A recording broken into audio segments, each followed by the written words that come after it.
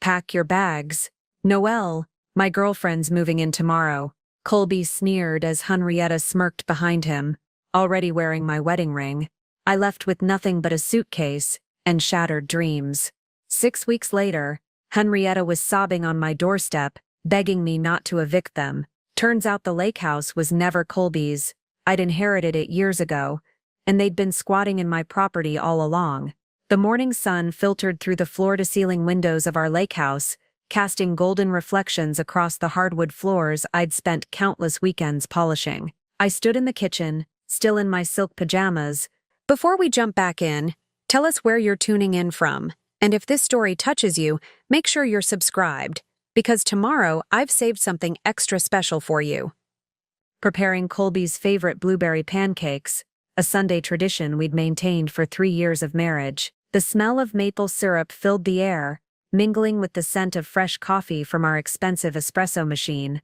Noelle! Colby's voice boomed from upstairs, sharp and commanding in a way that made my stomach clench. Get up here, now. I turned off the burner and climbed the curved staircase, my bare feet silent on the polished wood. Our bedroom door stood wide open, and what I saw inside made my blood freeze. Henrietta Brooks, my former best friend since college, sat perched on the edge of our king-sized bed, legs crossed elegantly, wearing nothing but Colby's dress shirt. Her platinum blonde hair cascaded over her shoulders like silk, and her emerald eyes held a cruel satisfaction I'd never seen before. But what stopped my heart completely was the flash of gold on her left hand. My wedding ring, the vintage Art Deco diamond that had belonged to Colby's grandmother, now adorning Henrietta's perfectly manicured finger. There she is, Colby said, his voice dripping with false cheerfulness. He stood by our walk-in closet, already fully dressed in his weekend casual clothes, designer jeans and a polo shirt I'd bought him for his birthday. My soon-to-be ex-wife. The words hit me like a physical blow. What's going on here? I managed, though my voice came out as barely a whisper. Henrietta uncrossed her legs and stood up slowly, deliberately, like a cat stretching after a nap. Oh, sweetie, she purred, her southern accent more pronounced than usual. Didn't Colby tell you? We've been seeing each other for months now, and well, she held up her hand, letting my ring catch the morning light. He finally made an honest woman out of me. That's impossible, I said, backing toward the doorway. We're married, legally married. Colby laughed, a sound I'd once found charming, but now felt like broken glass in my ears. Not for long. My lawyers already filed the papers. Irreconcilable differences. He walked to our dresser and picked up a manila envelope, holding it out to me like a peace offering. Don't worry, I'm not heartless. You can keep your car and whatever personal items you brought into the marriage. Personal items. The words felt foreign on my tongue. Colby, this is our home. We built this life together. Actually, Henrietta chimed in, examining her nails with theatrical boredom. This has always been Colby's family property. The Brooks family has owned this lake house for generations, haven't you, darling? She looked at him with adoring eyes, the same way I used to look at him. Colby nodded solemnly. It's true, Noelle. My grandfather left it to me when he passed. You've just been, well, living here as my wife, but since that's changing, he gestured vaguely toward the door. My legs felt unsteady. 3 years of marriage, 5 years together total, and this was how it ended. In our bedroom, with my best friend wearing my ring and my husband treating me like an unwelcome houseguest. The pancakes are burning, I said stupidly, because my brain couldn't process anything else. Oh, don't worry about breakfast, Henrietta said, rising from the bed and wrapping her arms around Colby's waist. I'll be taking care of the cooking from now on, among other things. She pressed a kiss to his neck, her eyes locked on mine with predatory satisfaction. Pack your bags, Noelle, Colby said, his voice matter of fact, as if he were discussing the weather. My girlfriend's moving in tomorrow, and we need the space. Her furniture is much more sophisticated than yours anyway. I felt something crack inside my chest, like ice breaking under pressure. My furniture, Colby, I paid for half of everything in this house. The sectional sofa, the dining room set, that espresso machine you love so much. Receipts or it didn't happen, Henrietta interrupted with a laugh. And even if you did contribute, well, gifts between spouses don't exactly get returned, do they? The manila envelope in Colby's hand seemed to grow heavier as he continued holding it out. The divorce papers are pretty standard. I'm keeping the house, obviously, since it's family property. You'll get your car, your clothes, and we'll call it even. No alimony, no asset division. Clean break, I repeated numbly. That's right, he said, his tone almost gentle now, as if he were explaining something to a child. Look, Noelle, we both know this marriage hasn't been working for a while. You're always so focused on your little interior design business, never present, never really here for me emotionally. Henrietta understands what a man needs. Henrietta's smile was radiant. I'm just so much more compatible with Colby's lifestyle. We have the same interests, the same social circle, the same, she paused dramatically, ambitions. I looked around the bedroom that had been my sanctuary for 3 years. The custom window treatments I'd designed and installed myself. The antique vanity I'd found at an estate sale, and lovingly restored. The wedding photos on the nightstand, now face down, as if they'd already been discarded. How long? I asked quietly. How long, what? Colby's impatience was beginning to show. How long have you two been planning this? Henrietta and Colby exchanged a look, some silent communication passing between them. Finally, Henrietta shrugged. Since your anniversary party last month. You remember, the one where you spent the entire evening talking to clients instead of paying attention to your husband. Colby and I just connected. My anniversary party. The celebration I'd organized to commemorate 3 years of marriage, inviting all our friends and family to the lakehouse. The night I'd been networking with potential clients because my design business was finally taking off, because I thought Colby would be proud of my success. So while I was working to build our future, I said slowly, you were planning to destroy it. Oh, don't be so dramatic, Henrietta said, waving her hand dismissively. It's not like you're losing everything. You're young, reasonably attractive when you make an effort, and you have that little hobby business of yours. You'll bounce back. Hobby business. My interior design firm that I'd built from nothing, that was finally starting to turn a real profit, that represented years of hard work and creativity, reduced to a hobby. Colby cleared his throat. Look, Noelle, this doesn't have to be ugly. We can handle this like adults. Pack your things, sign the papers, and we can all move on with our lives. I took the envelope from his hand, feeling its weight. Inside were papers that would dissolve 3 years of marriage, 3 years of building a life together, 3 years of believing in a future that apparently never existed. The pancakes are definitely burning now, I said, because it was the only thing my shocked brain could focus on. We'll order takeout, Henrietta said brightly. I know this amazing little French place that delivers, and in that moment, standing in my own bedroom while my husband and former best friend discussed their breakfast plans, I realized that my old life was already over. What I didn't know yet was that my new life, my real life, was about to begin. The lake house held secrets that neither Colby nor Henrietta could imagine, and soon they would learn that not everything was as it appeared to be. 6 months earlier, my world had been completely different. I was Noelle Livingston then, living in a cozy downtown apartment above my interior design studio, refined spaces, building a business that was finally gaining momentum after 2 years of struggle. My days were filled with client consultations, fabric samples, and the satisfying challenge of transforming empty rooms into beautiful functional spaces. The phone call came on a Tuesday morning, while I was reviewing paint swatches for the Henderson family's living room renovation. My hands were covered in fabric samples when my phone rang, displaying Mercy General Hospital on the screen. Miss Livingston, this is Dr. Patricia Vaughn from Mercy General. I'm calling about your grandmother, Sally Brewster. My heart stopped. Grandma Sally had raised me since I was 7, after my parents died in a plane crash. She was the only family I had left, the woman who taught me everything about grace, strength, and finding beauty in simple things. She was brought in this morning after a neighbor found her unconscious in her garden, Dr. Vaughn continued gently.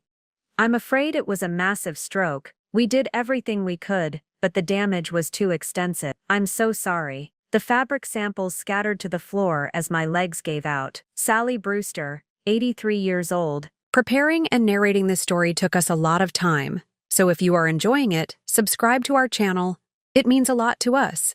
Now back to the story. Had been tending her prize-winning roses when her body finally betrayed her. The woman who had survived the Great Depression, raised 4 children, buried a husband, and still found joy in every sunrise was gone. The funeral was small but beautiful, held at the little chapel where Grandma Sally had played piano for 40 years. Colby Howard appeared at the service like an answer to a prayer I didn't know I'd been making. We'd met 3 months earlier at a charity gala, where I was donating design services for the silent auction. He was charming, successful, and most importantly, he seemed genuinely interested in my dreams and ambitions. "You shouldn't be alone right now," he'd said, after the service, his hand warm and steady on my shoulder. "Come stay at the lakehouse for a few weeks, you need time to grieve properly."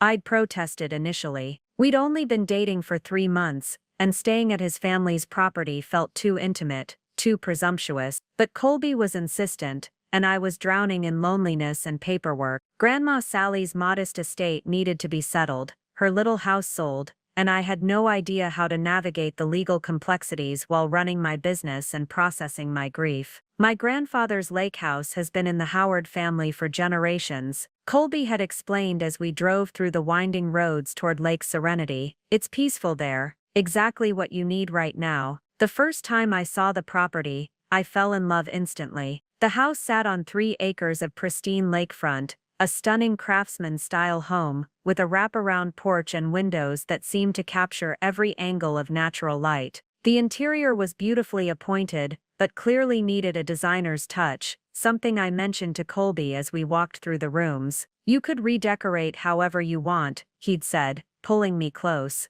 "Think of it as a project to keep your mind occupied." Those first weeks at the lake house were a blur of estate lawyers, insurance claims, and late-night phone calls with Grandma Sally's neighbors who wanted to share memories. Colby was patient and supportive, bringing me coffee when I worked late, rubbing my shoulders when the stress became overwhelming, and never once complaining about the chaos my grief had brought into his orderly life. "I don't know what I would have done without you," I told him one evening as we sat on the dock watching the sunset paint the lake in shades of gold and rose. "You'll never have to find out," he'd replied, kissing my temple. "We're partners now." The proposal came 2 months later, on Christmas Eve, as we stood in front of the massive stone fireplace I'd helped him redecorate. The ring was his grandmother's, a stunning Art Deco diamond that caught the firelight like captured stars. "Marry me, Noelle," he'd said, dropping to one knee on the Persian rug I'd chosen for the living room. "Make this house a home, make me a better man." I said yes, without hesitation. Colby had been my anchor during the worst period of my life, and the lake house had become my sanctuary. We were married the following spring in a simple ceremony on the back lawn, with the lake as our backdrop and Henrietta as my maid of honor. Henrietta Brooks had been my college roommate and closest friend for over 8 years. She was everything I wasn't: bold where I was cautious, outgoing where I was reserved, confident in a way that drew people like moths to flame. She'd been genuinely happy for my engagement, helping me plan every detail of the wedding and gushing about how perfect Colby and I were together. "You deserve this happiness," she'd said, while helping me into my wedding dress. "After everything you've been through, you deserve a fairy tale ending." The first year of marriage was blissful.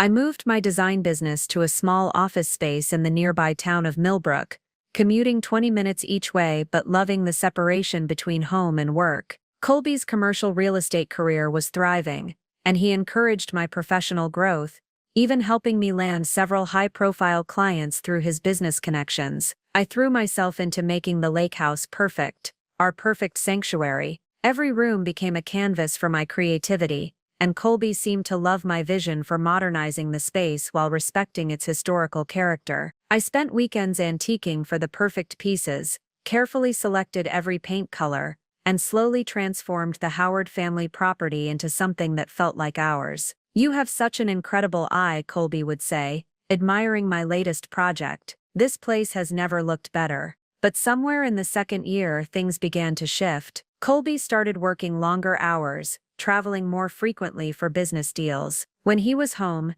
he seemed distracted, always checking his phone, always one conversation away from wherever he really wanted to be. I told myself it was natural, the honeymoon phase ending, real life settling in. I focused on my business, which was growing beyond my wildest dreams, and on maintaining the home that had become my pride and joy. What I didn't realize was that the foundation I thought we'd built together was already cracking, and the life I'd created was about to shatter completely. The weeks following Grandma Sally's funeral passed in a haze of legal paperwork and overwhelming decisions. Her modest house on Maple Street needed to be cleaned out, appraised and sold. The estate lawyer, a kind but efficient man named Ronald Brewster, explained that while Sally had left everything to me, there were outstanding medical bills and property taxes that would consume most of the inheritance. Your grandmother was house rich but cash poor, he explained gently during our first meeting. The property is worth about $180,000,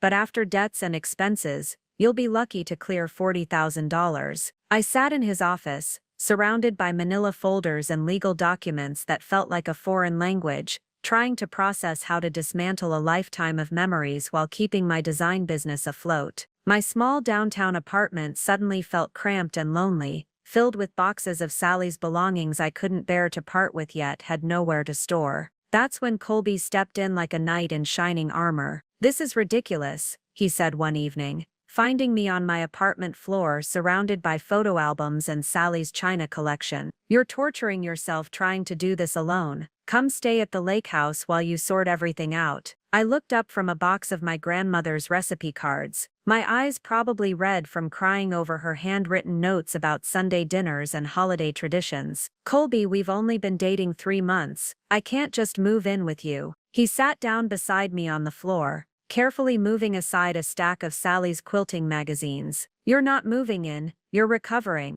There's a difference." His voice was gentle but firm. "Look at yourself, Noelle. When's the last time you had a proper meal, or 8 hours of sleep? You're running yourself into the ground." He wasn't wrong. Since Sally's death, I'd been surviving on coffee and takeout, working 16-hour days between client meetings and estate responsibilities. My reflection in the bathroom mirror showed a woman I barely recognized, hollow-eyed, thin, fragile in a way that scared me. "The lake house has plenty of space," Colby continued, reaching over to tuck a strand of hair behind my ear. "You could spread out, take your time with Sally's things. The fresh air and quiet would do you good. And honestly," he smiled that charming smile that had first caught my attention at the charity gala, "I'd sleep better knowing you're somewhere safe and peaceful." The offer was tempting. My apartment felt suffocating, filled with the overwhelming task of sorting through a lifetime of possessions while trying to maintain some semblance of professional normalcy. The idea of space, of lake views instead of brick walls, of someone caring enough to want to take care of me, it was exactly what my broken heart needed to hear. "Are you sure?" I asked, hating how small my voice sounded.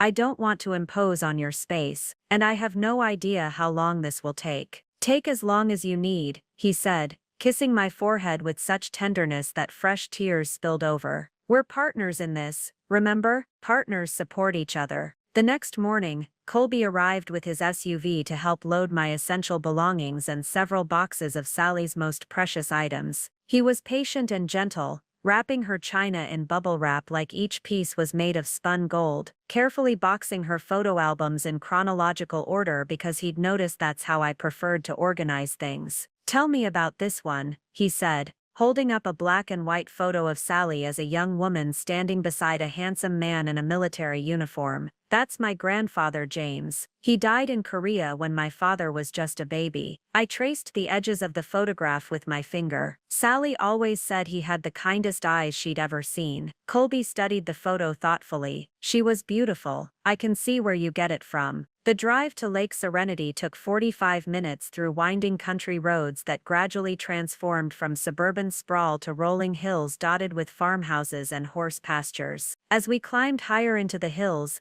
the air seemed cleaner, and for the first time in weeks I felt like I could breathe properly. "There it is," Colby said, as we rounded a bend, and suddenly the lake spread out before us like a mirror reflecting the sky.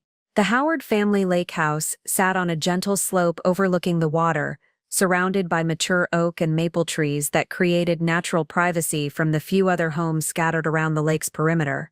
The house itself was stunning, a sprawling craftsman style with river stone pillars, cedar shake siding weathered to a soft gray, and a wraparound porch that seemed to invite long conversations and lazy afternoons.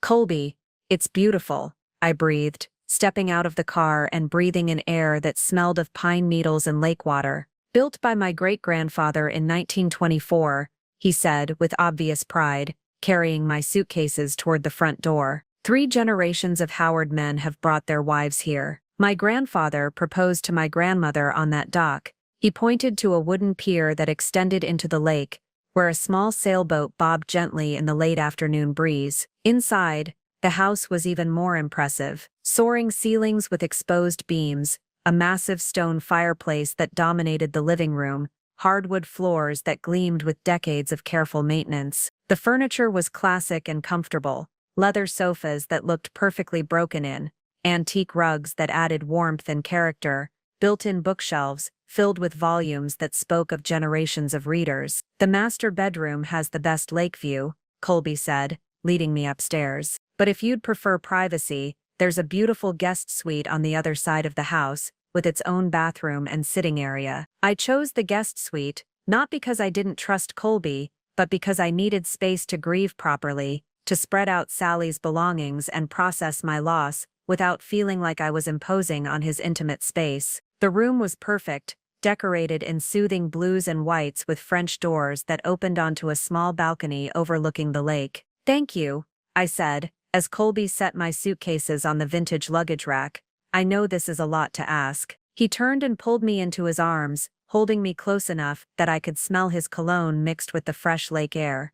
"You're not asking for anything, Noelle. I'm offering because I care about you, because I want to take care of you." Standing in that beautiful room, surrounded by peace and comfort, held by a man who seemed to understand exactly what I needed, I felt safer than I had since Sally's death. What I didn't realize was that safety could be an illusion, and sometimes the most beautiful cages are the hardest to recognize. The first week at the lakehouse felt like stepping into a dream I didn't know I'd been having. I woke each morning to sunlight streaming through gauze curtains and the gentle sound of water lapping against the dock. Colby would bring me coffee in bed, perfectly prepared with the exact amount of cream I preferred, before leaving for his real estate office in town. "Take your time settling in," he'd say, kissing my forehead like we'd been married for years instead of dating for months. "This is your home now, for as long as you need it." I spent those first days exploring the property and slowly unpacking Sally's belongings. The house seemed to welcome her things. Her antique sewing box looked perfect on the writing desk in the sitting room. Her collection of crystal vases caught the light beautifully on the kitchen windowsill. For the first time since her death, touching her possessions didn't bring overwhelming sadness, but rather a sense of connection, as if she was somehow present in this peaceful place. Colby was the perfect host. He stocked the refrigerator with all my favorite foods, replaced the harsh overhead lighting in my room with softer table lamps, and even bought a small bookshelf where I could display Sally's collection of gardening guides and romance novels. When he found me crying over her recipe box one afternoon, he didn't ask questions or try to fix anything. He simply sat beside me and held my hand until the wave of grief passed. "You're so patient with me," I said that evening, as we sat on the porch watching the sunset paint the lake in shades of coral and gold. "Grief isn't something you rush through," he replied, refilling my wine glass. "My mother took 2 years to feel human again after my father died. Everyone heals at their own pace." It was the first time he'd mentioned his parents' deaths, and I realized how little I actually knew about Colby's family history. "How old were you when you lost them?" 15 when Dad had his heart attack, 22 when Mom passed from cancer. His voice carried old pain carefully contained. "That's when I inherited this place. I was too young to really appreciate it then. But now..." He gestured toward the lake where a family of ducks glided past. "Now I understand why 3 generations of Howard men chose to make their lives here." The way he said it, "make their lives here," carried weight that made my chest flutter with possibility. Was he suggesting a future together? The thought should have felt premature, but sitting in this beautiful place with this caring man, it felt like the most natural thing in the world. As the days passed, I began to establish routines that felt surprisingly domestic. I'd wake early to walk the property perimeter, discovering hidden gardens and stone pathways that previous generations had built. The exercise helped clear my mind for the day's work: phone calls with estate lawyers, meetings with potential buyers for Sally's house, and slowly rebuilding my client roster. Colby encouraged my work efforts with enthusiasm that felt genuine. "You're incredibly talented," he said one evening, reviewing the portfolio of before and after photos from my recent projects. "These transformations are remarkable. You have a gift for seeing potential where others see problems." He even helped me set up a temporary office in the sunroom, moving furniture and setting up proper lighting so I could work on design proposals during the day. "Consider this an investment in our future," he said when I protested that he was doing too much. "Your success is my success now." The word "our" in that sentence made my heart skip, but I tried not to read too much into it. Colby was generous by nature. That much was clear from how he'd opened his family home to me during my most vulnerable time. By the second week, I felt comfortable enough to start making small improvements around the house. Nothing major, just little touches that would enhance the existing beauty. I rearranged the living room furniture to better capture the lake view, added fresh flowers from the garden to the dining room table, and reorganized the kitchen to be more functional for daily cooking. "You've brought this place to life," Colby said one evening, admiring the way I'd styled the mantelpiece with a combination of his family photos and Sally's vintage candlesticks. "It's never felt more like home." I glowed under his praise, feeling useful and appreciated in a way that helped heal the raw edges of my grief. This was what partnership looked like, I thought: two people supporting each other, creating something beautiful together. The rules of the house revealed themselves gradually, not as restrictions but as natural rhythms that made life easier. Colby preferred quiet mornings before work, so I learned to save our conversations for evening hours. He was particular about cleanliness, so I made sure to clean up after my design work and keep Sally's unpacked boxes neatly organized in the spare bedroom. He liked punctual meals, so I began planning dinners that would be ready when he returned from the office. None of it felt oppressive, quite the opposite. Having structure and someone to care for gave my days purpose beyond grief and paperwork. When Colby smiled appreciatively at a perfectly timed dinner or complimented how fresh and organized the house looked, I felt valuable in a way I hadn't experienced since Sally's death. "You're a natural at this," he said one Friday evening, settling into his favorite leather chair with a glass of wine while I finished arranging fresh lilacs in a vase. "Some women struggle with domestic life, but you make it look effortless." I paused, my hand stilling on the flower stems. Something about the phrase "domestic life" felt loaded, but Colby's expression was nothing but admiring. "I enjoy taking care of things," I said carefully. "It feels good to create beauty and order." "That's what makes you special," he replied, raising his glass in a small toast. "You understand what really matters: home, family, building something lasting together." As I clinked my glass against his, watching the last rays of sunlight dance across the lake through windows I'd cleaned that morning, I felt a deep contentment settle in my chest. This was healing. This was what moving forward looked like. This was the beginning of the life I'd always hoped to build with someone who truly valued me. What I didn't recognize yet was how carefully I was being molded, how my gratitude was being shaped into dependence, and how my desire to contribute was slowly becoming an expectation that would grow heavier with each passing day. The shift happened so gradually that I almost didn't notice it at first. It started with small suggestions that seemed motivated by genuine care for my well-being. "You've been working so hard lately," Colby said one morning over breakfast, watching me review client proposals while eating toast. "Maybe you should take a break from new projects until you finish dealing with Sally's estate." I looked up from the Henderson family's kitchen renovation plans. Actually staying busy helps me process the grief. And I can't afford to turn away clients right now. The estate settlement is taking longer than expected. Colby's brow furrowed with what looked like genuine concern. "Darling, you don't need to worry about money while you're here. Let me cover your expenses until things settle down. You're under enough stress without adding financial pressure." The offer was generous, but something about it made me uncomfortable. That's incredibly sweet, but I need to maintain my independence. My business is finally gaining momentum. I can't just pause it indefinitely. Independence, he repeated thoughtfully, buttering his toast with precise strokes. That's admirable, Noelle, but sometimes accepting help is actually stronger than struggling alone. Look how much better you've been sleeping since you came here. Your color is back, you're eating regularly. Why jeopardize that recovery for a few design projects? He had a point about my improved health. The lakehouse had been a sanctuary, and Colby's care had helped me heal in ways I hadn't expected. But my work wasn't just about money, it was about purpose, creativity, and the professional identity I'd worked years to build. The Morrison project could really establish my reputation, I explained, showing him the photos of the sprawling Victorian they wanted renovated. They're well connected in the community. This could lead to bigger opportunities. Colby studied the images with the analytical eye he used for his commercial properties. That house is in Riverside Heights, isn't it? That's a 45-minute drive from here, each way. Nearly 2 hours of commuting every time you need to meet with them or supervise work. Is that really practical?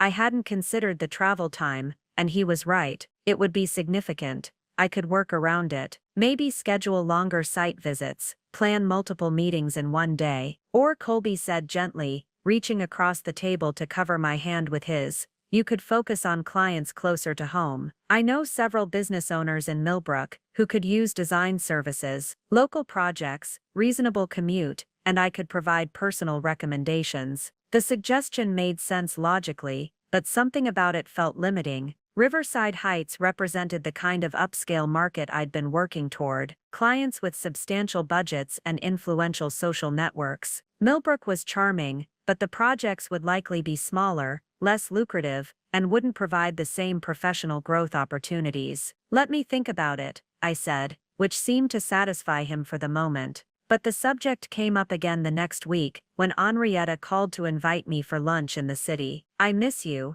Her voice bubbled through the phone. It feels like you've disappeared since the funeral. I know you're grieving, but hiding away isn't healthy. Come meet me at that bistro we love. We'll shop, get pedicures, do all our usual girl things. The idea sounded wonderful. I hadn't seen Henrietta since Sally's funeral, and I missed my friend's energy and laughter. That sounds perfect. I'll drive down Saturday morning. But when I mentioned the plans to Colby that evening, his expression grew troubled. Saturday, that's when the Hendersons want to meet about their project timeline. I thought you were planning to decline that job. I haven't decided yet, I said, surprised by his assumption, and I could meet with them next week instead. Colby was quiet for a long moment, swirling the wine in his glass as he stared out at the lake. It's just that Henrietta has a way of stirring up drama. Remember how chaotic things got whenever you two went out together in college? The late nights, the poor decisions, the hangovers that lasted for days. I laughed, remembering some of our more adventurous evenings. We were 22, Colby. We're adults now. It's just lunch, and maybe some shopping. Of course, he said quickly. I'm not trying to control your friendships.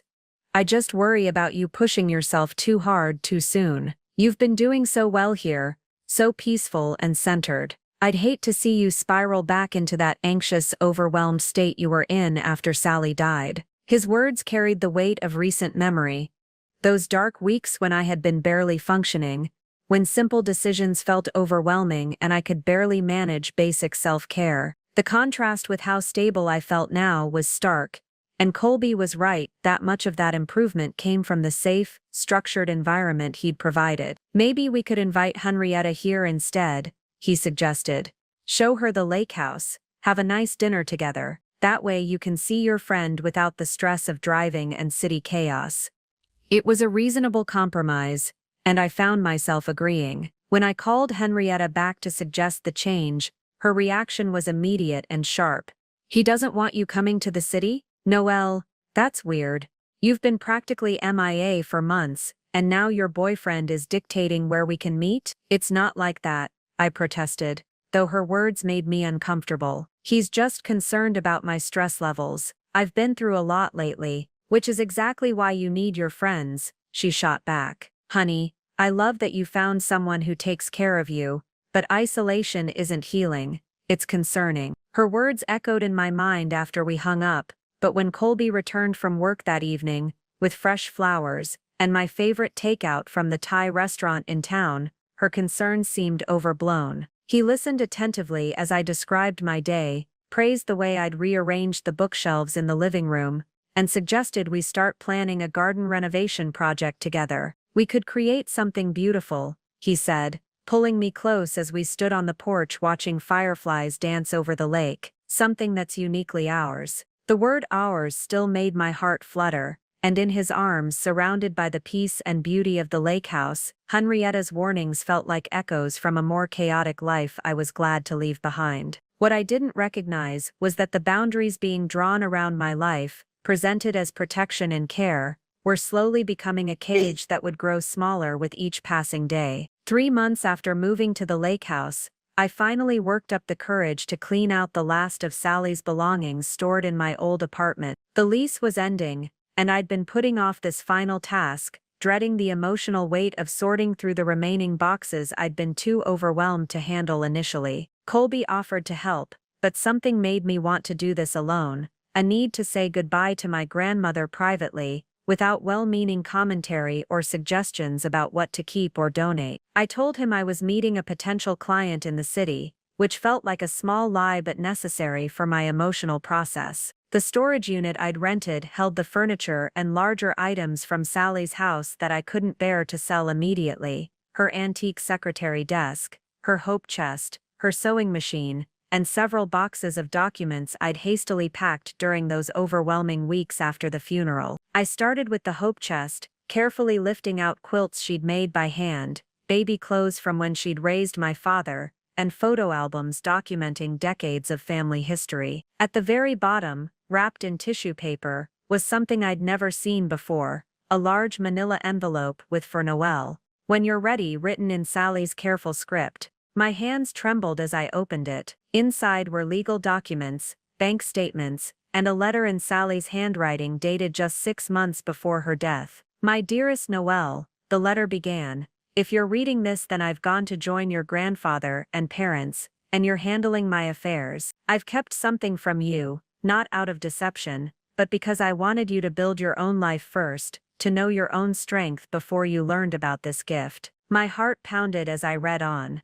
Your great-grandfather, James Brewster Sr., wasn't just a farmer as the family always claimed. He was also a shrewd investor who bought land all around Lake Serenity in the 1940s when no one thought it was worth anything. When developers came calling in the 1980s, we sold most of it for substantial profit, but I kept 3 pieces: the old farmhouse lot where your grandfather and I lived, and 2 parcels of undeveloped lakefront property. I stopped reading, my mind reeling. Lakefront property around Lake Serenity was incredibly valuable now, some of the most expensive real estate in the county. The farmhouse has been sold to cover my debts, as you expected, but the 2 lakefront parcels are yours now. They've been held in a trust that I established years ago, managed by my attorney, Archer Livingston, at the law firm downtown. I never told you because I wanted you to marry for love, not money, and to build a career because you had passion for it, not because you felt financially secure." My hands were shaking so badly I could barely hold the letter.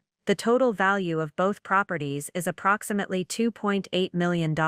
There's also a money market account that's been collecting dividends from some smaller investments over the years. Last I checked, it held about $400,000. Archer has all the details, and has been instructed to transfer everything to you upon my death. I sat on the concrete floor of the storage unit, surrounded by dusty boxes and covered furniture, trying to process what I'd just learned. Sally had left me nearly $3.2 million, and I'd been living like a charity case, accepting Colby's generosity, and gradually surrendering my independence, because I thought I had no other choice. The letter continued, "I know this is overwhelming, darling. Take time to decide what you want to do with this gift. But remember what I always taught you: your worth isn't measured by what you own, but by who you are and how you treat others. This money is a tool, not a definition of your value." She'd included business cards for Archer Livingston and a financial advisor named Gemma Brooks, along with account numbers and detailed instructions for accessing the trust. I drove to Archer Levingston's office in a daze, the documents clutched in my purse like a secret that could change everything. His secretary, a efficient woman in her 60s, immediately recognized Sally's name and ushered me into his office. "Brewster, I've been expecting you," Archer said, rising from behind an imposing oak desk. He was younger than I'd expected, probably in his early 40s, with kind eyes and a warm handshake. "Your grandmother spoke of you often. She was very proud of your design business." Over the next hour, he walked me through the trust documents, the property deeds, and the investment accounts. Everything Sally had written was true. I was now worth over $3 million. She was very specific about timing, Archer explained. She wanted you to have at least 6 months to grieve and process her loss before learning about this inheritance. She felt it was important for you to experience your own resilience first. As I sat in his office, holding deeds to properties worth more than most people's homes, one thought kept circling in my mind. Colby had no idea. For months, he'd been positioning himself as my financial savior while I actually had more money than he could imagine. The question was what to do with that knowledge, and whether the man I was falling in love with would still want me if he knew I didn't need his rescue after all. The drive back to the lakehouse felt surreal, as if I were floating through a dream where nothing was quite what it seemed. The manila envelope containing my inheritance documents sat on the passenger seat like a loaded weapon, and I found myself checking the rearview mirror constantly, as though someone might be following me with knowledge of my newfound wealth. I decided not to tell Colby immediately. Something about Sally's letter, her emphasis on experiencing my own resilience first, made me want to sit with this information privately. Besides, I reasoned, we'd only been together 6 months total. Financial discussions could wait until our relationship was more established. But secrets have a way of creating awareness, and over the following weeks, I began noticing things about Colby that I'd previously overlooked or interpreted charitably. The first red flag came during a dinner party at his colleague's house. Marcus Brewster, a real estate developer who'd apparently known Colby for years, was discussing local property values over wine and dessert. "The lakefront market is absolutely insane right now," Marcus said, gesturing with his wine glass. "I've got clients offering $2 million cash for properties that sold for $300K just 5 years ago. If I owned anything on Lake Serenity, I'd sell tomorrow and retire early." I watched Colby's reaction carefully. His jaw tightened almost imperceptibly, and his fingers drummed against his thigh, a nervous habit I'd learned to recognize. "Easy for you to say," Colby replied with forced lightness. "Some of us have emotional attachments to family property that can't be measured in dollars." "Emotional attachments don't pay mortgages," Marcus shot back with a laugh. "How much are you carrying on that place anyway? Must be substantial to maintain a property that size." Colby changed the subject abruptly, but I filed the exchange away. "Mortgage payments, I'd assumed the lakehouse was owned free and clear, inherited from his grandfather as he'd described." The second revelation came by accident. Colby had left his laptop open on the kitchen counter while taking a shower, and a notification popped up from his banking app showing a seriously overdrawn account. Before I could stop myself, I glanced at the screen and saw multiple missed payment notices and overdraft fees totaling nearly $800. When he emerged from the bathroom, I was careful to act normally, but my mind was racing. If Colby was struggling financially, his generosity toward me took on a different meaning. Was he genuinely caring for me, or was he making investments in what he thought would become a profitable relationship?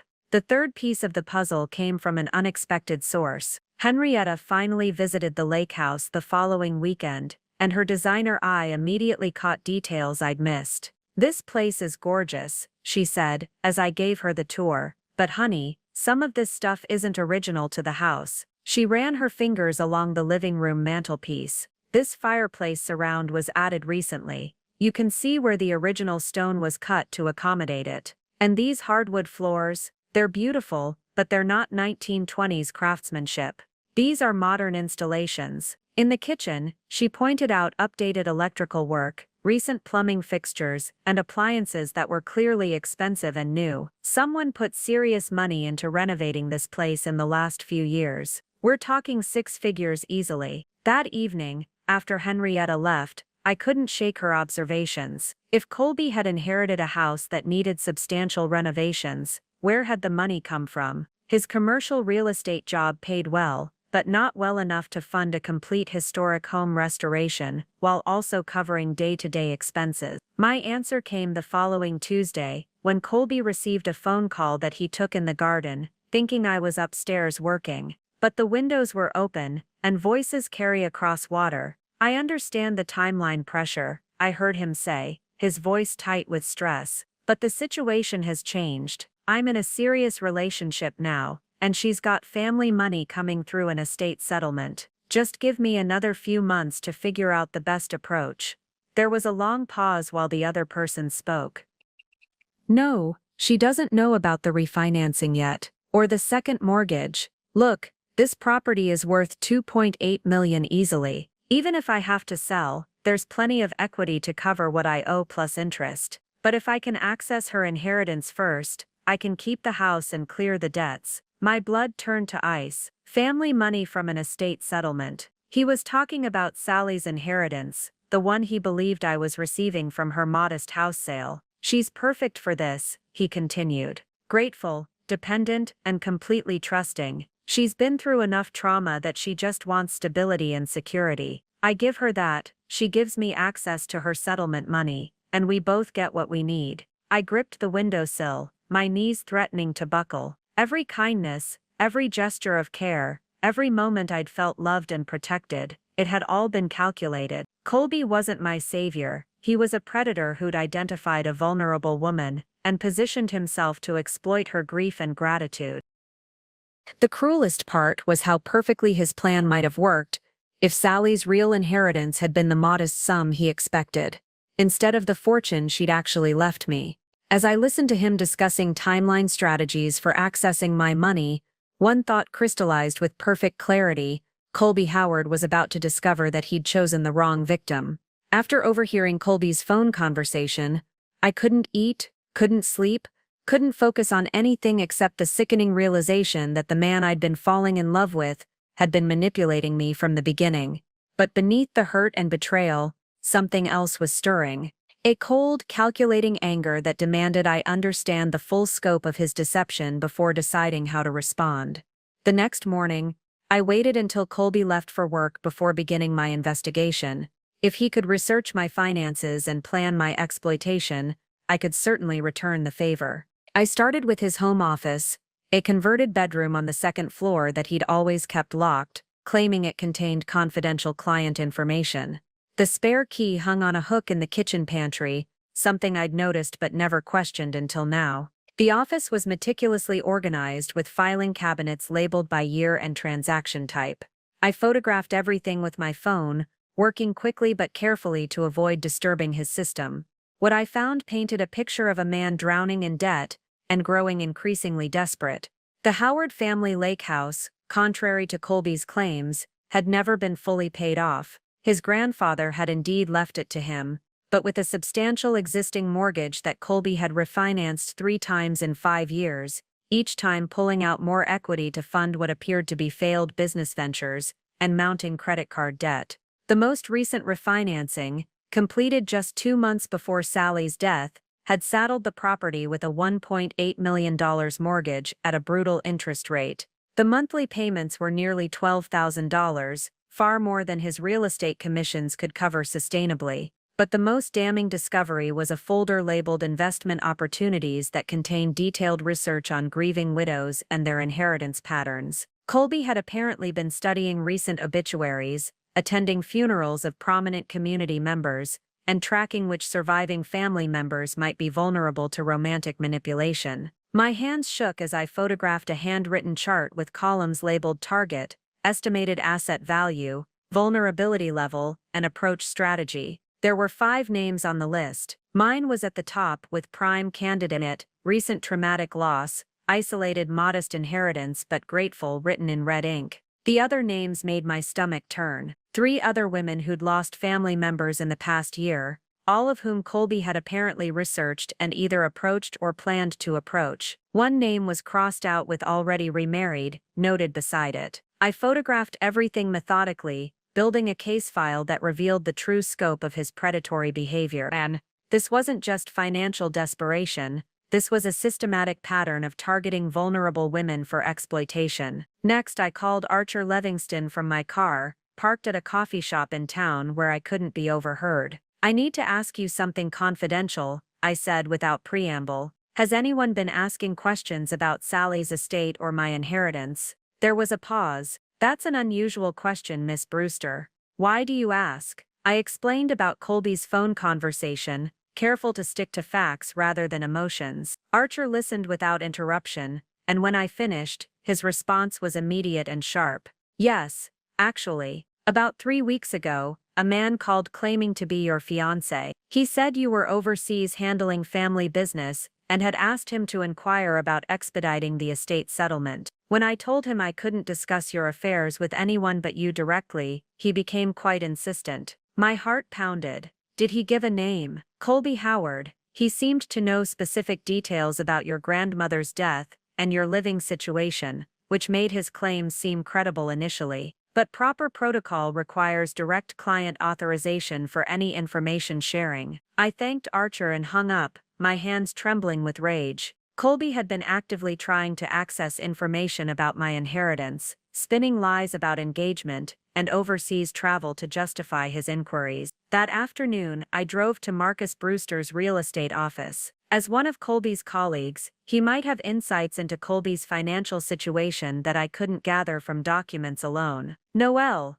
what a pleasant surprise," Marcus said, rising from his desk with genuine warmth. "How's life at the lake treating you?" I'd prepared a cover story about wanting to surprise Colby with information about local investment opportunities, playing into his assumption that I was a supportive girlfriend trying to help her man succeed. "Colby's been so stressed about work lately," I said with practiced concern. "I thought maybe if I understood more about the local market, I could be more supportive." "He mentioned you two have known each other for years." Marcus's expression shifted slightly. "Stressed is one word for it. Look, Noelle, I like you, and I can see you care about him. But Colby's in serious financial trouble, has been for months. The lakehouse is leveraged to the hilt, and he's been taking increasingly desperate risks with client funds." My blood chilled. Client funds. "He's been using escrow accounts as personal loans, planning to replace the money before closings. It's technically embezzlement, though he frames it as temporary borrowing. So far he's managed to juggle things, but it's only a matter of time before something goes wrong." As I drove home, the full picture crystallized.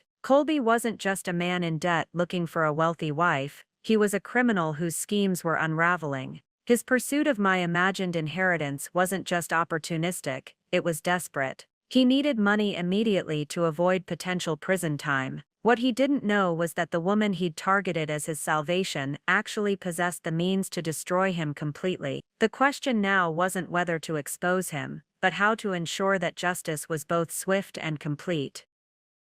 Armed with evidence of Colby's crimes and schemes, I spent the next 3 days carefully planning my response. But first, I needed professional guidance from someone who understood both legal implications and strategic timing. I arranged to meet Gemma Brooks, the financial advisor Sally had recommended, at her office in the city. I told Colby I was visiting Henrietta for the day, a lie that came surprisingly easily, now that I understood how thoroughly he'd been deceiving me. Gemma's office overlooked the financial district, its floor-to-ceiling windows offering a view that spoke of success and competence. She was younger than I'd expected, probably mid-30s, with sharp eyes and an immediately trustworthy presence. "Your grandmother spoke of you often," Gemma said, as we settled into comfortable chairs around a small conference table. "She was very specific about wanting you to have advisors who would protect your interests above all else." I spread out the documents I'd gathered, photos of Colby's debt records, his research on vulnerable widows, evidence of his embezzlement activities, and records of his attempts to access my inheritance information through Archer's office. Gemma reviewed everything methodically, her expression growing darker with each revelation. "This is significantly worse than garden-variety financial manipulation," she said finally. This man is running what amounts to a criminal enterprise, targeting traumatized women for exploitation. And the embezzlement? She shook her head. He's looking at serious prison time if this comes to light. What are my options? I asked. Legally, you could report him to the authorities immediately. The embezzlement alone would trigger a criminal investigation. But, she paused, studying my face. I sense you're considering a more strategic approach. I nodded. I want him to face consequences, but I also want to understand the full scope of what he's done. There might be other victims who deserve justice too.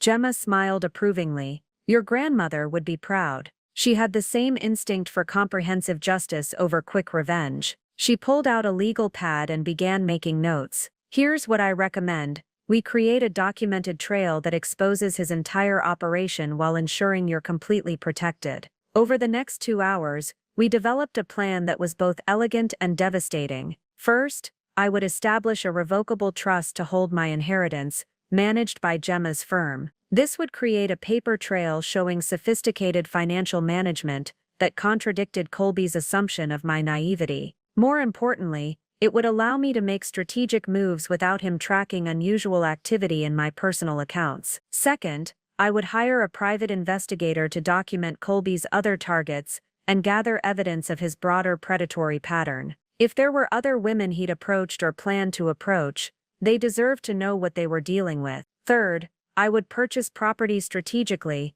Specifically, I would acquire the debt on Colby's lakehouse mortgage. The current lender, struggling with their own liquidity issues, would likely sell the note at a discount to improve their cash flow. You want to become his mortgage holder? Gemma asked, raising an eyebrow. I want control over his most valuable asset, I replied. If I own his debt, I control his timeline and his options. The beauty of the plan was its legal simplicity. Nothing I was doing was illegal or even ethically questionable. I was simply making informed investment decisions based on publicly available information. We started immediately. Gemma's firm had relationships with distressed debt buyers, and within 48 hours, they'd identified the investment group currently holding Colby's mortgage. The group was indeed interested in selling, particularly when offered a quick cash transaction at 85 cents on the dollar. By Friday afternoon, I owned $1.8 million in debt, secured by the Howard family lakehouse. Colby had no idea that his mortgage payments were now flowing directly into accounts controlled by the woman he was trying to exploit. The private investigator Gemma recommended was a former FBI agent named Ronald Livingston,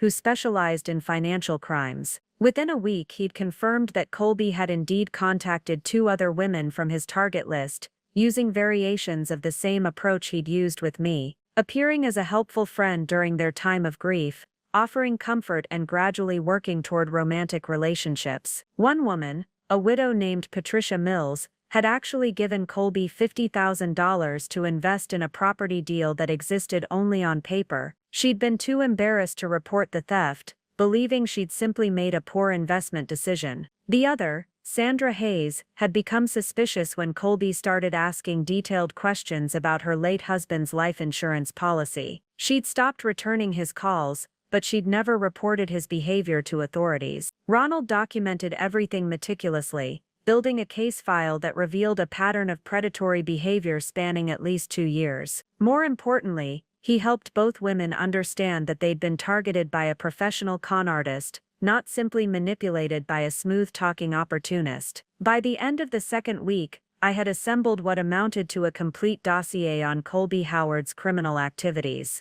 I owned his house debt, had evidence of multiple victims, and possessed documentation of his embezzlement scheme. Most satisfying of all, he had no idea that anything had changed. He continued treating me like a grief-stricken, financially dependent woman grateful for his protection, never suspecting that his victim had become his judge, jury, and executioner. The stage was set for the final act, and Colby Howard was about to discover that some prey fight back. With my strategic pieces in place, I returned to the lakehouse and resumed my role as the grateful dependent girlfriend. But maintaining the facade became increasingly difficult as Colby's behavior grew more manipulative and desperate with each passing day. It started with subtle financial pressure disguised as romantic planning. One evening over dinner, Colby casually mentioned he'd been researching honeymoon destinations. I know we haven't officially discussed marriage yet, he said, refilling my wine glass with practiced charm, but I can't stop thinking about our future together. Maybe somewhere tropical?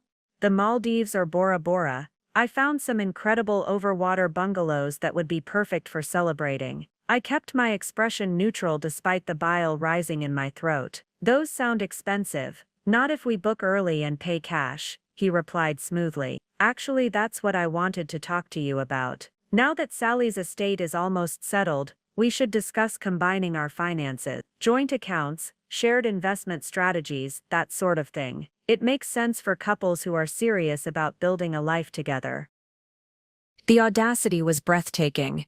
He was essentially asking me to hand over my inheritance while framing it as romantic commitment. I thought the estate settlement was still months away, I said carefully. Colby's jaw tightened almost imperceptibly. Well, these things can be expedited if necessary. I actually spoke with your lawyer's office about speeding up the process. You did what? I let genuine shock color my voice. Just a preliminary inquiry, he backtracked quickly. I told them I was your fiancé and that we were planning a wedding. I thought it might help if they knew you had family support during this process. I stared at him across the dinner table.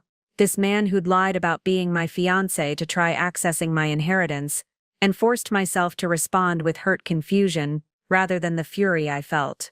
Colby, you can't contact my lawyers without telling me, and we're not engaged. His hand reached across the table to cover mine, his thumb stroking my knuckles in a gesture I'd once found comforting. You're right, and I apologize. I got ahead of myself because I'm so excited about our future. But maybe it's time we made things official. Before I could respond, he was reaching into his jacket pocket, pulling out a small velvet box that made my stomach drop. Inside was a stunning emerald-cut diamond, easily 3 carats, set in platinum. Noelle, he said, dropping to one knee beside my chair, will you marry me? The ring was beautiful and obviously expensive, far more expensive than someone drowning in debt should be able to afford. I realized with sick certainty that he'd probably purchased it with embezzled client funds, gambling everything on his ability to access my supposed inheritance. Colby, this is so sudden, I managed, playing the overwhelmed girlfriend. It's beautiful, but I need time to think. His smile faltered slightly. Time to think? Noelle, we've been together for almost a year. We're living together, building a life together. What is there to think about? Marriage is a big step, I said, carefully removing the ring from the box and setting it on the table between us, especially so soon after losing Sally. I want to be sure I'm making decisions clearly, not just because I'm grateful for your support during a difficult time. The mask slipped then, just for a moment. I saw calculation behind his eyes, frustration that his timeline wasn't working as planned. But he recovered quickly, forcing his expression back to loving concern. Of course, darling, take all the time you need, but maybe we could at least start the financial planning process. Even if we're not officially engaged, it would be smart to discuss how we'll manage money once you receive your inheritance. Over the following days, his pressure increased. He brought up the engagement ring constantly, asking if I'd thought more about his proposal. He scheduled appointments with wedding planners just to get ideas and left brochures for Caribbean resorts scattered around the house. More concerning was how his behavior toward me began to shift when he thought I wasn't paying attention. I caught him searching through my purse one afternoon, claiming he was looking for pain relievers for a headache. Another time, I found him in my temporary office, supposedly tidying up, but clearly rifling through my design portfolios and client files. The real breaking point came when Henrietta called to invite me to her birthday celebration in the city. Absolutely not, Colby said flatly when I mentioned the invitation. Henrietta's parties are always disasters. Remember her last birthday? You came home drunk and crying because some guy hit on you inappropriately. I frowned, confused. That never happened, Colby. Henrietta's birthday last year was a quiet dinner with 6 people at that Italian restaurant. You're misremembering, he said with absolute confidence. Trust me, you were a mess. I had to take care of you for days afterward. That's exactly the kind of toxic environment you need to avoid right now. The gaslighting was so blatant, so confident, that for a moment I questioned my own memory. But I knew exactly what had happened at Henrietta's birthday. We'd had a lovely evening, and I'd come home happy and slightly tipsy, telling Colby all about the evening while he listened with apparent interest. "I think I should go," I said quietly. "Henrietta is my oldest friend." "Fine," he snapped, the pretense of patience finally cracking. "But don't expect me to clean up the mess when you spiral into another grief episode, because you're not ready to handle social situations." As I watched him storm out of the room, I realized that the caring, supportive man I'd thought I was living with had never really existed. In his place was someone who grew more controlling and cruel as his desperation increased. The final act was approaching, and Colby Howard was about to discover that his perfectly planned manipulation had become his own destruction. The week leading up to Henrietta's birthday party became a battlefield of wills, with Colby escalating his controlling behavior to levels that would have terrified me if I hadn't known exactly what he was doing and why. On Monday, he announced that his business partner Marcus needed to use our house for an important client dinner on Friday, the same night as Henrietta's party. "It's a multi-million-dollar deal," he explained, not meeting my eyes as he rearranged papers on his desk. "These clients specifically requested a lakefront setting, and Marcus's place doesn't have the right ambiance. I promised you could host us the evening, show off your design skills, make the right connections. This could be huge for both our careers." The manipulation was so transparent it was almost insulting. He was trying to create a conflict between my friendship and his supposed business needs, positioning himself as the reasonable party who was offering me professional opportunities. "I already committed to Henrietta," I said calmly. "But you don't need me to hostess a business dinner. You and Marcus are perfectly capable of entertaining clients." His face darkened. "This isn't just about entertainment, Noelle. These are the kind of people who could transform our financial situation. The kind of contacts we need if we're going to build the life we've been planning." "Our financial situation?" I raised an eyebrow. "I thought your business was doing well." "It is," he said quickly. "But expansion requires capital, investment opportunities, the kind of money that comes from your inheritance combined with the right business relationships." There it was, another direct reference to accessing my inheritance. He wasn't even bothering to be subtle anymore. By Wednesday, when I still hadn't agreed to cancel my plans, Colby's approach shifted to emotional manipulation. He started having mysterious phone calls that ended abruptly when I entered the room, followed by long sighs and comments about impossible situations, and timing couldn't be worse. "What's wrong?" I asked after one particularly theatrical display. "Nothing you need to worry about," he replied with martyr-like resignation. "Just some business complications that require immediate attention. But I don't want to burden you with my problems." When I pressed for details, he painted a picture of a deal falling through, potential financial ruin, and desperate need for liquid capital to save everything he'd worked for. "If only the estate settlement would come through," he said, staring out at the lake with practiced melancholy. "Even a portion of it would be enough to stabilize things until the market improves." I wanted to laugh at the performance, but something about his increasing desperation made me uneasy. Cornered animals were dangerous, and Colby was clearly feeling trapped by his mounting debts and failed timeline.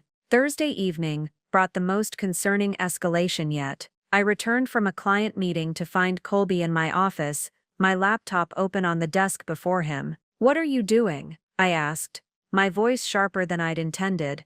"Your computer was making strange noises," he said without looking up from the screen. "I thought it might be overheating, so I opened it to check." "You should probably back up your files. Technology can be so unreliable." It was a weak excuse, and we both knew it. He'd been searching through my files, probably looking for financial information or correspondence with lawyers about the estate. What he didn't know was that I'd been careful to keep all sensitive documents on encrypted drives that he couldn't access. "I can handle my own computer maintenance," I said, moving to close the laptop. His hand shot out to stop me, gripping my wrist with surprising force. "I was just trying to help," he said, his voice carrying an edge I'd never heard before. "You don't need to be so defensive about everything." For a moment, we stood frozen in that position, his hand tight around my wrist, both of us, recognizing that a line had been crossed. When he finally released me, his expression immediately shifted to concerned contrition. "I'm sorry," he said quickly. "I'm under a lot of stress lately, and I took it out on you. That was completely inappropriate. But the damage was done." Physical intimidation, however brief, revealed the violence lurking beneath his charming facade. I rubbed my wrist where his fingers had left red marks, and something cold and final settled in my chest. That night, I called Gemma from my car in the hospital parking lot, where I'd driven to ensure privacy. "The situation is escalating," I reported. "He's getting desperate, and desperation makes people unpredictable. I think it's time to accelerate our timeline." "Agreed," Gemma replied immediately. "I've been monitoring his financial accounts through our debt ownership. He missed another mortgage payment this week, and his business checking account is overdrawn by nearly $15,000. He's running out of options, which means he's about to become dangerous. What's our next move?" "We trigger the foreclosure process. As the mortgage holder, you have the right to call the loan due immediately upon missed payments. Once foreclosure proceedings begin, he'll have 30 days to either pay the full amount or vacate the property." I thought about the house that had been my sanctuary, the place where I'd healed from Sally's death and fallen in love with what I thought was a good man. Soon it would be mine completely, and Colby would discover that the woman he'd tried to exploit actually held the power to destroy him. "Do it," I said. "Send the notice tomorrow." The final countdown had begun, and Colby Howard was about to learn what it felt like to lose everything. Friday arrived with the kind of crisp autumn morning that made the lake look like a mirror reflecting the changing leaves. I had decided to attend Henrietta's birthday party, regardless of Colby's objections, and I spent the morning preparing both mentally and physically for what I suspected would be our final confrontation. The foreclosure notice had been delivered by certified mail that morning while Colby was at work. I watched through the kitchen window as the postal carrier required his signature, seeing Colby's face change as he read the return address from Lakeside Financial Holdings, the company name Gemma had registered to hold my interest in his debt. He stormed into the house, clutching the envelope, his face a mask of panic and rage that he was no longer bothering to hide. "What the hell is this?" he demanded, waving the document in the air. "The bank is calling my loan. That's impossible. I have arrangements, payment plans, legal protections." I looked up from my coffee with carefully manufactured confusion. "What's wrong? What happened?" "My mortgage has been sold to some company I've never heard of, and they're demanding full payment in 30 days, or they'll foreclose." His hands were shaking as he read through the legal documents. "This can't be legal. You can't just sell someone's mortgage without notice."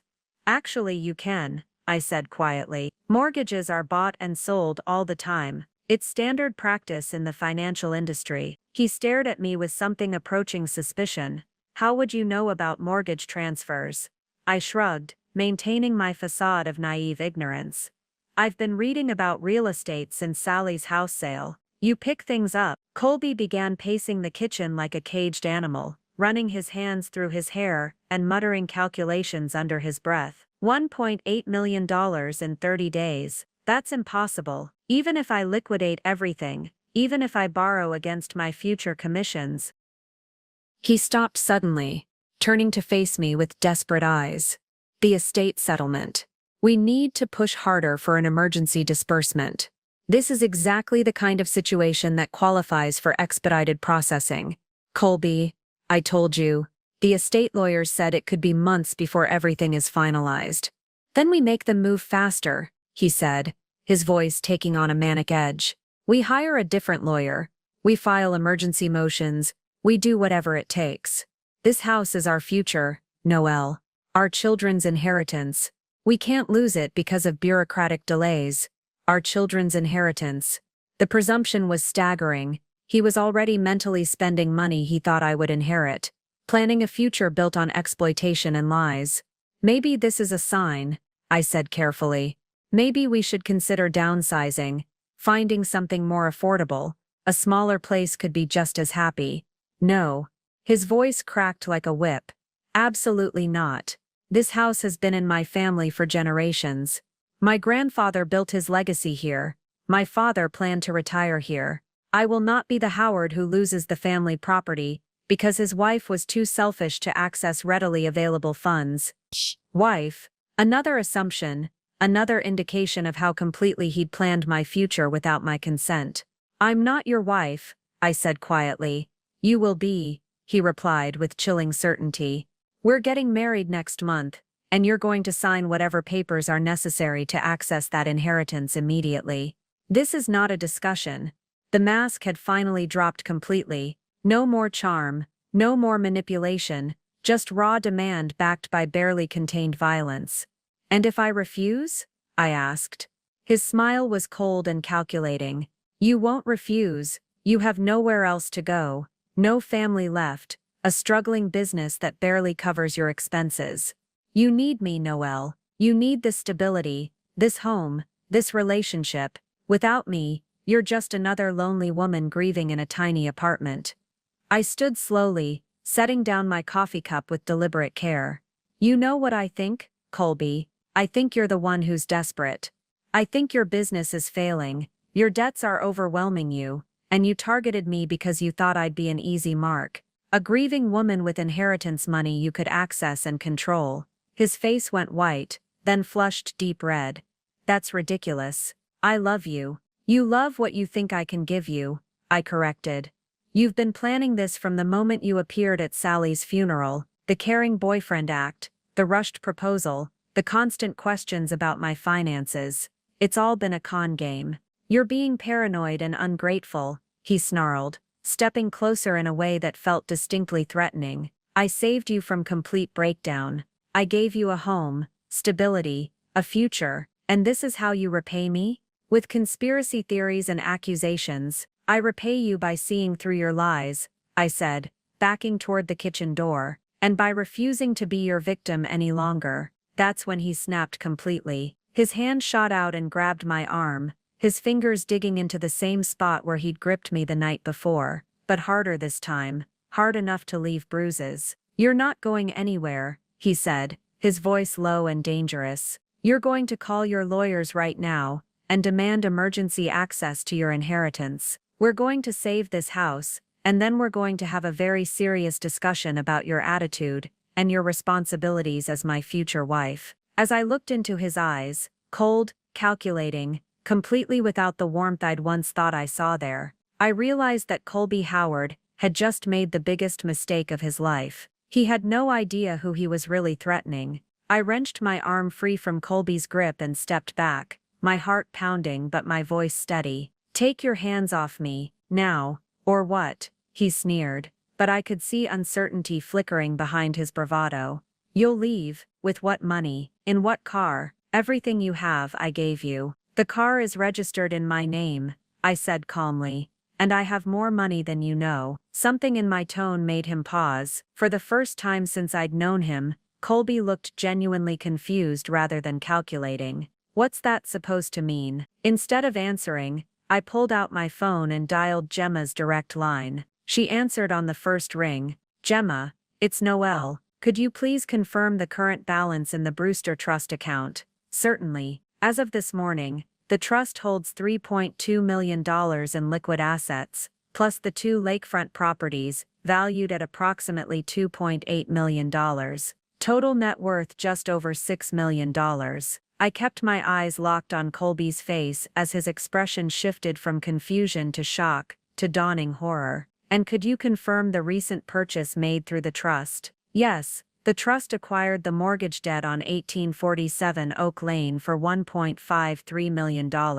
You now hold the full mortgage on the property, which gives you the right to foreclose upon any missed payments. Colby's face went ashen, his mouth opened and closed soundlessly, as the implications crashed over him. Thank you, Gemma. I'll speak with you later. I ended the call and slipped the phone back into my pocket. Surprise, that's impossible, he whispered. Your grandmother was poor. The estate settlement was never what you thought it was, I finished. Sally left me wealthy beyond your wildest dreams. The modest house sale was just to cover her debts. The real inheritance was lakefront property and investments you never knew existed. Colby sank into a kitchen chair, his head in his hands. How long have you known? about the inheritance. Months, about your debts and your scheme to exploit me. Weeks, about your embezzlement from client accounts. Long enough to document everything. His head snapped up. You can't prove embezzlement.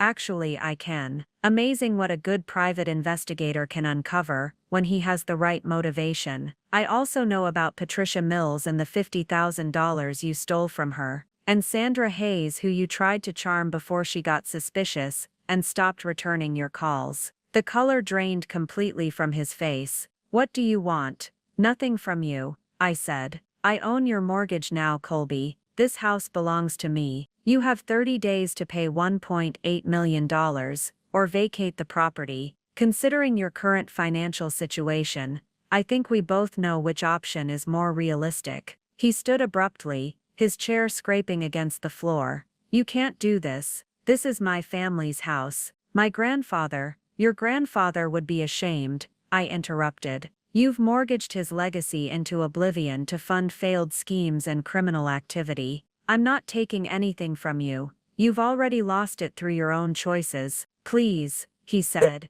and for the first time his voice cracked with genuine desperation. We can work this out. We can still get married, combine our assets. You don't have to destroy me. I looked at this man who had manipulated my grief, exploited my vulnerability, and planned to steal my inheritance, and felt nothing but cold satisfaction. I'm not destroying you, Colby. I'm simply refusing to save you from the consequences of your own actions. The reckoning had finally begun. The silence that followed my revelation stretched between us like a chasm. Colby sat frozen in his chair, staring at me as if I were a stranger who had just materialized in his kitchen. In many ways, I suppose I was. You've been lying to me this entire time, he said finally, his voice hollow. No more than you've been lying to me, I replied. The difference is, my deception was self-protection. Yours was predatory. He stood abruptly and began pacing again, but this time his movements were erratic, desperate. This is insane. You're telling me you've been sitting on millions of dollars while watching me struggle with debt? While I worried about losing everything? I've been watching you manipulate a grieving woman for financial gain, I corrected. There's a difference. I love you, he shouted, slamming his hand against the kitchen counter. Everything I did was to build a future for us. You researched vulnerable widows like I was livestock at auction. You have a chart, Colby.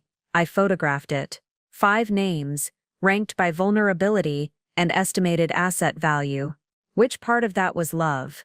His face crumpled as he realized the full scope of what I'd uncovered. You went through my private files? The same way you went through my computer and my purse, and tried to access my inheritance through my lawyer. I pulled out my phone and showed him a photo of his handwritten target list. Patricia Mills gave you $50,000. Where is it now? That was an investment. That was theft. And when this goes to the authorities, it's going to be treated as part of a larger pattern of fraud. I swiped to another photo. Your embezzlement from client escrow accounts. Your systematic targeting of bereaved women. Your lies about this house being mortgage-free when you've refinanced it 3 times. Colby's legs seemed to give out. He collapsed back into the chair, his face buried in his hands. What do you want from me? I want you gone, I said simply. Out of this house, which is now mine. Away from Patricia Mills and Sandra Hayes and any other women you might target in the future. I want you to face the consequences of your choices. And if I refuse to leave, I pulled up another contact on my phone. Then I called Detective Hayden Brooks at the Financial Crimes Unit. He's been very interested in the evidence I've compiled about your activities. The fight went out of him completely. He looked up at me with red-rimmed eyes, and for a moment I almost felt sorry for him. Almost. How long do I have? Legally. 30 days under the foreclosure notice. Practically, I want you gone by tomorrow. Your clothes, your personal items, whatever actually belongs to you, take it and leave. Where am I supposed to go? That's not my problem to solve anymore. I moved toward the door, then paused. For what it's worth, Colby, if you had been honest with me from the beginning, if you had told me about your debts and asked for help as a partner rather than a mark, things might have been different. Sally taught me to help people who deserved it. But I never had that chance, he said bitterly. You were lying about the money from day one. I was protecting myself from exactly this scenario, I replied. And apparently, I was right to do so. As I walked out of the kitchen, leaving him sitting alone with the wreckage of his schemes, I felt something I hadn't expected, not triumph, but relief. The weight of deception, of playing a role, of constantly being on guard, lifted from my shoulders. Tomorrow, Colby Howard would be gone, and I could finally begin living honestly in the home that was truly mine. I spent that evening at Henrietta's birthday party, celebrating with genuine friends, while Colby presumably packed his belongings. For the first time in months, I felt completely present, laughing at jokes, enjoying conversations, and sharing the real story of what had been happening in my life. I can't believe you played the long game like that, Henrietta said, refilling my wine glass as we sat on her apartment balcony overlooking the city. You're like a financial ninja. I learned from the best, I replied, thinking of Sally's quiet strength and patient wisdom. She always said that the best revenge was living well while your enemies destroyed themselves. When I returned to the lakehouse the next morning, I found it transformed. Colby's belongings were gone. His clothes, his office files, his expensive electronics, even his coffee maker. But he'd left behind something unexpected, a letter on the kitchen counter, handwritten on his personal stationery. Noelle, it began, I know you'll never forgive me, and I don't expect you to, but I need you to understand that my feelings for you were real, even if my methods were wrong. I fell in love with you that first night we met, long before I knew anything about your financial situation. When Sally died, and you needed help, I genuinely wanted to take care of you. I read on, fascinated by his attempt to rewrite history even in defeat. The debt situation spiraled beyond my control. I made desperate choices that I'm not proud of, but I never meant to hurt you personally. I thought if I could access your inheritance, I could solve my problems and then we could build a real life together without the pressure of financial stress. The letter continued for 2 pages, a masterclass in self-justification and selective memory. He painted himself as a victim of circumstances, rather than the architect of his own destruction, claiming that if I had simply been honest about my wealth from the beginning, none of this would have happened. The final paragraph was particularly revealing. I've spoken with a lawyer about challenging the foreclosure. There may be legal remedies available, especially given the timing of the mortgage sale and your concealment of assets during our relationship. This isn't over, Noelle. I won't give up on us, or on this house without a fight. I set the letter aside and called Gemma immediately. He's threatening legal action, I reported. Let him try, she replied with amusement. Every document was filed properly, every transaction was legal, and every deadline was met according to the terms of his original mortgage.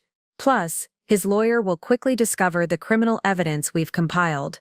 No competent attorney will want to represent him once they understand the full situation. That afternoon, my prediction proved accurate. Colby's lawyer called, asking to meet and discuss amicable resolution options.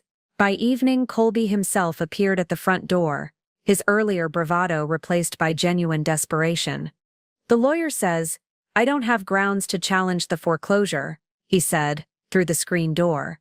He also says, you have evidence of financial crimes that could send me to prison.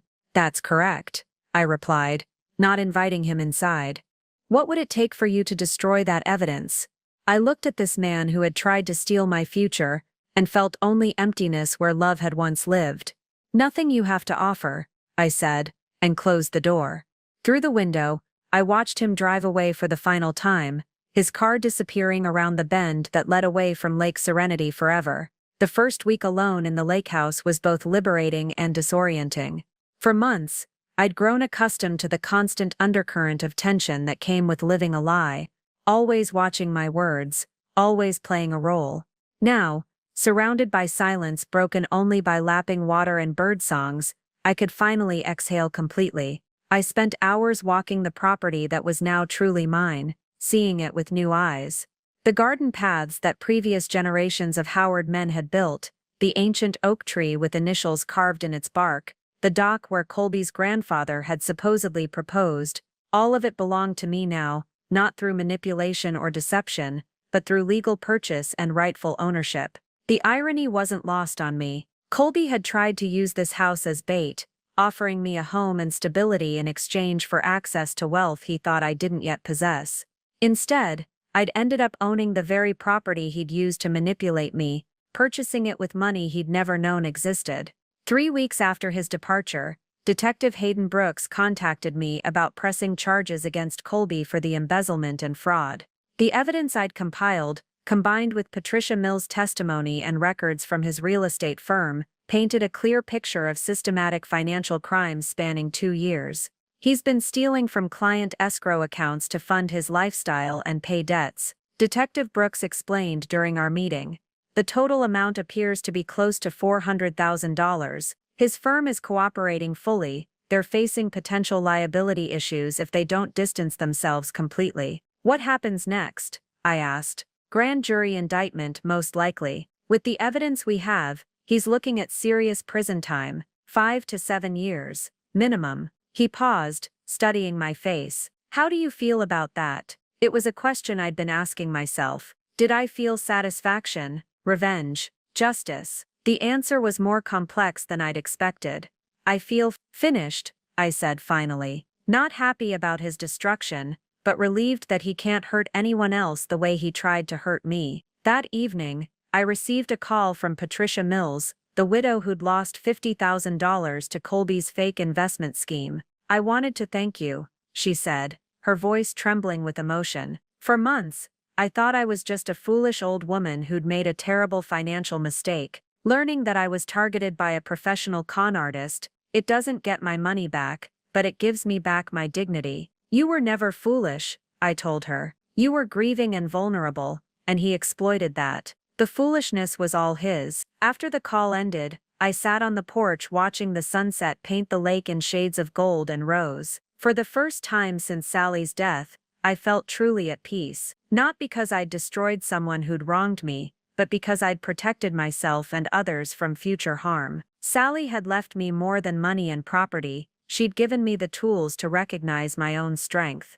Her greatest gift wasn't the inheritance that had enabled my revenge, but the wisdom to know when to use it, and when to walk away. The girl who'd been thrown out with nothing but a suitcase was gone. In her place sat a woman who understood that true power wasn't about destroying enemies, but about protecting what mattered most. 6 months later, I stood in the same kitchen where Colby had once demanded access to my inheritance, but everything had changed. The space had been completely renovated, my first project using my design skills on my own home. Gone were the dark granite countertops and heavy cabinets that had reflected the Howard family's traditional aesthetic. In their place, I'd installed warm butcher block surfaces, custom white cabinetry, and windows expanded to capture more of the lake view. The house felt lighter, more open, more truly mine than it ever had when I was living there as Colby's dependent girlfriend. Henrietta visited often now, no longer needing to navigate around a controlling boyfriend who monitored my friendships. She was helping me prepare for a dinner party, my first as the official owner of the property, celebrating the launch of my expanded design business. It's incredible how much this place has changed, she said,